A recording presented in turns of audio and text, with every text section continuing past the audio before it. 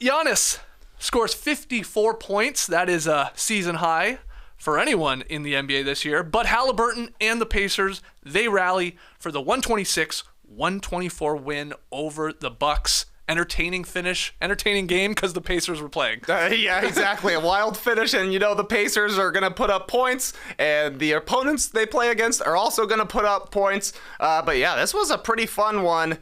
I guess unless you're Giannis Antetokounmpo in the last 1 minute of this game. Yeah. No Damian Lillard for the Bucks last night, and it definitely showed down the stretch.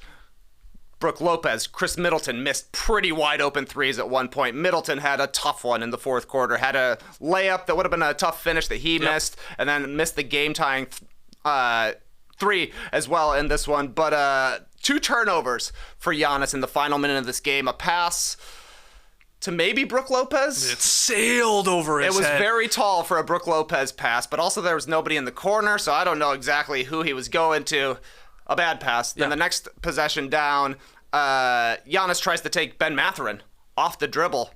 He had him for a little jump hook, but he wasn't confident shooting it. Brings the ball back down. Mathurin strips it, flexes immediately. Yeah. No technical, no ejection for him. That was pretty impressive. Apparently, he wanted the Giannis matchup there last night. He had an incredible game. Yep. But yeah, a fun win for Indiana. A huge game for Giannis.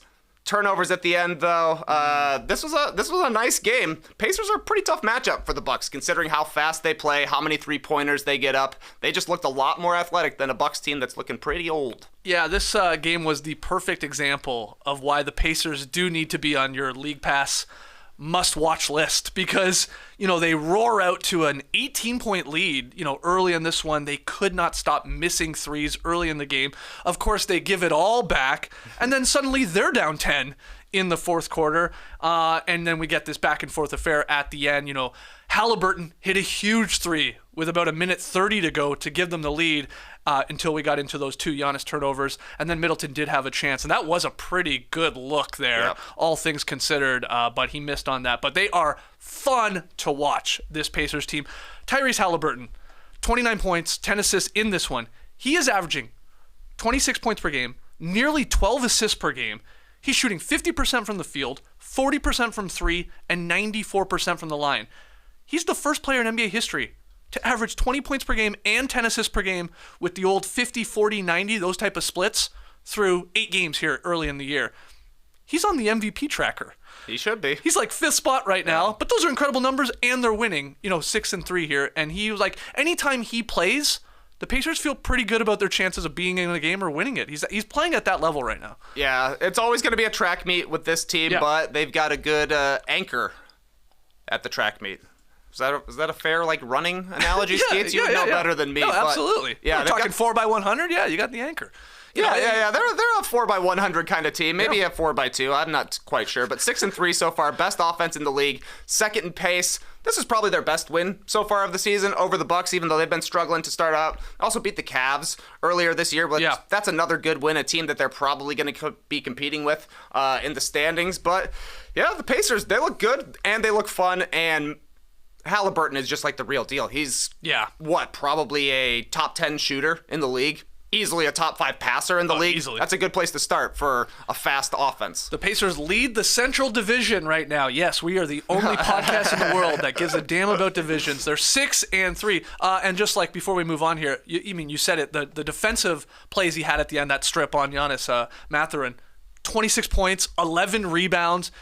He obviously came out blazing to start his rookie season. I mean, he was like the rookie of the year frontrunner for a little bit, cooled off as the year went on, sort of was a little slow out of the gate this season in his sophomore season, but these last 2 games, I mean, you're starting to see that again. I like, forget the points. We know the guy's a bucket. I like the 11 rebounds. I like the identity that he wants to be a defensive guy. Like, he's a super athlete. He should be good if you try hard. So if he's piecing it all together here, that just makes the Pacers even better. The Pacers added a bunch of players over the summer in Obi Toppin, Bruce Brown. Obviously, Nembhard is getting elevated to a more important role, I think, with this team. So Mathurin's going to have to do more than just score, and he was doing it last night, hitting the glass and then standing up Giannis on the biggest possession of the game for the Bucks. That was super impressive. And we talked about the other day Isaiah Jackson blocking Wemby. Yeah. He had another massive block in this game, he is a sneaky, fun watch on the defensive end in terms of defensive highlights. Like, he can get up there. He's going to challenge shots. And, Obi Toppin has been good at times this season, and at other times, Rick Carlisle, he goes away from him and gives, either goes a little more smaller with Neesmith or gets Isaiah Jackson out there. Tice is on this team, and he goes to these other guys. Like, Rick Carlisle's doing a great job of, like, any night it can change in terms of what he's seeing from these guys. Obi, again, has been good at times, and over the last little bit, maybe not. So he goes a different direction. I like that. They've got options, at least this year.